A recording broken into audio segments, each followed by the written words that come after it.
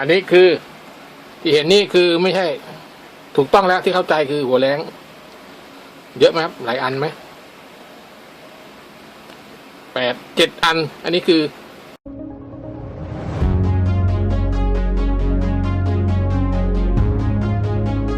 เสียหมดแล้วครับอันนี้นะคือใช้งานจริงนะครับเสียหมดราคาก็ไม่แพงสุดก็อยู่ประมาณไอของอะไรนะฮาก้อนเหรออะไรน่ะอันนั้นผมเคยใช้นะใช้ดีมากจริงใช้ดีแต่ทำไมรู้ป่ะเวลาใช้ไปครับข้อเสียมันคือนี่ครับเนี่ยตัวลักษณะแบบนี้เลยไอ้ที่แพงๆอันละ600-700ครับใช้ไปนี่ของผมนะหัวนี่มันไหม้สั้นแล้วใช้จนสั้นเลยมันไหม้นะไหม้ลักษณะแบบนี้เลยนี่ไหม้แบบนี้เลยเดี๋ยวปรากฏว่าทำไมล่ะครับขันจะเปลี่ยนแตกข้างในเลยครับจบเลยอันละ700มันก็ไม่รอดครับแตกข้างในครับมาสรุปแล้วผมก็ใช้เนี่ยอันละ100 กว่าบาทพอแล้วครับเพราะอะไรเสียซื้อใหม่ผมซื้อทิ้ง2 อันพออันที่1ใช้ไปเสียอันที่2มาซื้ออีกอันหนึ่งมาสแปร์ไว้เลยแน่ผมใช้อย่างนี้ผมไม่เกลียดแล้วซื้อของแพงมันก็เสียอยู่ดีครับถึงจะบอกว่าโอ้ยมันอยู่ได้นานนะก็จริงครับผมยอมรับอยู่ได้นานแต่ความอยู่นานของมันน่ะมันทำให้จุดอื่นน่ะมันเสียมันไม่เสียแล้วมันเสียไปด้วยแล้วเราไม่สามารถเปลี่ยนได้ครับคงไม่มีใครบอกแล้วครับว่าใช้ของแพงแล้วไม่เสียเลยผมไม่น่าจะเป็นไปได้ครับก็อย่างนี้ครับวันนี้ผมจะมาพูดถึงเรื่องนี้ครับทำไมผมต้องเก็บไว้เพราะพวกนี้มันคืออะไรครับนี่นะอันนี้ที่ใช้นะปัจจุบันล่าสุดอันนี้ใช้ทนไม่ต้องบอกยี่ห้อนะยี่ห้อทั่วไปนี่แหละคล้ายกันนะมันจะคล้ายๆกันหมดนะแต่นี่ครับเห็นไหมหัวมันเนี่ยอาการอย่างเงี้ยแหละที่ของแพงมันเสียเนี่ยพอขันนี่ออกปั๊บไอตัวไส้ไอเซรามิกข้างในอ่ะแตกโป๊ะเลยเรียบร้อยเลยวันนี้เดี๋ยวต้องพยายามไขนี่ดีครับอันนี้มันเริ่มออกบ้างแล้วเนี่ยนะผมยังหาหัวมาเปลี่ยนนี่ครับนี่ที่ต้องเก็บไว้เพราะเราไม่รู้ไอ้ตัวเนี้ยมันจะไม่เท่ากันครับช่วงนี้ไม่เท่ากันพอไม่เท่ากันเนี่ยที่เวลาใส่เข้าไปมันไม่ยันหรือไม่เข้ามันก็ไม่ร้อนครับไม่ร้อนที่ปลายนะครับอันนี้สภาพยังดีเลยอันนี้เสียไวอันนี้นะโอซาว่าอะไรพวกเนี่ยขาดไวอันนี้นะครับเหมือนถ้าจะใช้ดีแต่อันนี้ใช้ทนครับอันนี้ตัวนี้น่าจะแตกต่างกันที่ตัวไส้ความร้อนมากกว่าครับว่าอันไหนมันทนไม่ทนนะฮะอย่างอื่นไม่ได้มีผลอะไรเท่าไหร่ครับอย่างนี้ผมใช้มาสึกนานแล้วล่ะอันที่2ซื้อมารอไว้ก็ยังไม่ได้ใช้เลยที่2อีกยี่ห้อหนึ่งครับผมจะซื้อดูยี่ห้อที่เขารีวิวเยอะครับของแพงไม่อยากซื้อมาใช้แล้วครับมันก็เสียอยู่ดีอ่ะอย่างเราไม่ได้ซ่อมอย่างมืออาชีพเขานะครับอย่างมืออาชีพเขาโอ้ยนั่นเขาซ่อมเยอะเราแค่พอก็แก๊กแต่ก็ทำทุกวันหัวแรงเสียบทุกวันเลยเรามาถอดนี่นะฮะเนี่ยอันนี้ตัวนี้มันถอดได้เวลาแกะจับพี่ครับไม่ให้ตัวนี้หมุนอย่าให้ตัวนี้หมุนนะครับอย่าให้ตัวนี้หมุนตามเกลียวนะเพราะว่าอะไรเดี๋ยวเกิดว่าไอตัวเซรามิกไส้ความร้อนเซรามิกนะมันตัวนี้มันฟิตอยู่ใช่ไหมพอใช้ไปนานจะเกิดเขม่าดำๆถ้าหมุนตามเดี๋ยวมันอาจจะแตกบิดขาดได้ครับนะเขาเนี่ยจับหมุนตะเกียร์ข้างล่างนี่อย่างเดียวนะฮะนี่ให้เกียร์อิสระทำอย่างนี้ปึ๊บแล้วเราก็ค่อยๆถอดขึ้นมาดูได้ติดเนี่ย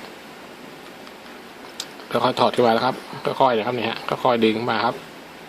นะฮะโอเคอันนี้แสดงว่ายังรอดอยู่นะฮะยังรอดอยู่นี่ตัวนี้นะครับสำคัญเลยตัวนี้นะครับสำคัญมากเวลาทำโครงสร้างสะอาดอะไรก็ต้องระวังนะครับมันเปราะครับพวกนี้แกร่งแตะเปราะนี่ฮะพวกนี้แกร่งแตะเปราะเช็ดเอาเขม่าดำออกครับนี่ฮะตัวนี้เวลาใส่ทำไมถึงต้องดูเนี่ยอย่างเนี้ยเดี๋ยวผมจะแกะนี่ให้ดูอีกอันครับนี่ฮะตัวนี้ครับถ้าเป็นรุ่นดีๆหน่อยมันจะมีแหวนทองเหลืองตีข้างในครับอันนี้ไม่มีครับเป็นปอกอันนี้เป็นปอกที่มากับเนี่ยฮะมันจะต้องใส่ลงไปให้สุดนี้ครับเห็นไหมเนี่ยให้มันยันหัวเนี่ยถ้าอย่างเงี้ยยันอะไรไหมยันถึงตรงนี้เลยแล้วมันจะทำให้ร้อนไวขึ้นนะครับเนี่ยบางอันถ้าใส่ไม่เข้าใส่ได้แค่นี้มากอะไรมากอย่างเงี้ยถ้าตอนนี้เราใส่ยันไม่ถึงนี่ครับถ้าไปค้ำนี่ก่อนแล้วก็เปลี่ยนปอกตัวนี้ได้ตัวนี้ปอกตัวนี้เปลี่ยนได้นะครับเนี่ยฮะ เขาจะมีปลอกแต่ละรุ่นจะไม่เท่ากันนะครับเนี่ยบางรุ่นมันก็จะสั้นบางรุ่นก็จะยาวแล้วแต่เขาจะออกแบบมานะครับเนี่ยตัวนี้มันจะถูกฟิกตายตัวไว้ตัวด้านหลังมันจะมีตัวยันอยู่นะครับด้านหลังจะมีตัวยันเนี่ยมันจะกดไม่ลงจะเป็นคล้ายสปริงอ่ะกดได้นิดครับเพื่ออะไรเพื่อให้ตัวนี้มันเนี่ยให้ตัวได้นิดหน่อยเห็นไหมนะก็ต้องระวังนะครับนี่เวลาใส่นะครับเดี๋ยวเรามาใส่กันนี่ของตัวนี้นะครับอันนี้ของที่เราแกะมาเห็นไหมเห็นด้วยขี้กระเหมาครับเนี่ยขี้กระเหมาเขาเต็มเลยไม่ต้องไปเคาะออกแล้วครับมันไงว่ามันไหม้ไปแล้วมันไหม้ติดแล้วตรงนี้เนี่ยถ้าเราเก็บไว้ไว้ดิไอแหวนนี่ไม่ใช้ได้นะครับแล้วมันก็น่าจะเท่ากันนะเดี๋ยวลองไขดูก่อนลองไขแหวนน่าจะได้เนี่ยเสร็จแล้วก็ได้หัวนี่ก็แล้วใส่ก็ยกทั้งกระเบะเลยเนี่ยฮะน่าจะได้ครับกระบอกนี้ใส่ให้มันยันตัวนี้ครับนี่มาใส่เลยนี่ครับใส่ไว้สุดเห็นไหมดูกระบอกก่อนครับดูกระบอกก่อนนะครับระวังหักครับยกแหวนนี่พวกนี่ปืนขึ้นมาแหวนนี่ขึ้นมาครับเห็นไหมดูเนี่ยถ้าอย่างเงี้ยคือเนี่ยเห็นไหมมันยันแล้วเนี่ยหัวยันเลยนี่เขาจะเหลือตำแหน่งไว้เพื่อให้เราล็อกเนี่ยเพื่อให้เราล็อกขันแล้วมันจะไม่ก๊อกแก๊กนะฮะเวลาขันนี่ครับจับตัวนี้มันก็เดิมจับมันเดิมหมุนตัวนี้นะอย่าให้ตัวนี้หมุนตามเกิดไอ้ไส้ไอ้นั่นมันคับอยู่มันได้ไม่หมุนตามครับเดี๋ยวขาดในเนี่ยง่ายๆครับมีอะไรยากเนี่ยจับหมุนทั้งล่างตรงนี้ไม่ต้องให้หมุนตามครับเนี่ยแล้วนี้เราก็มาเช็คดูว่ามันก๊อกแก๊กไหมนี่เนี่ยฮะนี่อาจจะได้แล้วครับประมาณนี้เนี่ยนะเราก็ได้หัวแรงปลายใหม่ขึ้นมาอีก1 อันครับนี่ฮะก็คือปลายของเก่าแหละที่มันเสียก่อนเนี่ยอันไหนเสียก่อนก็แสดงว่าใช้ไม่ทน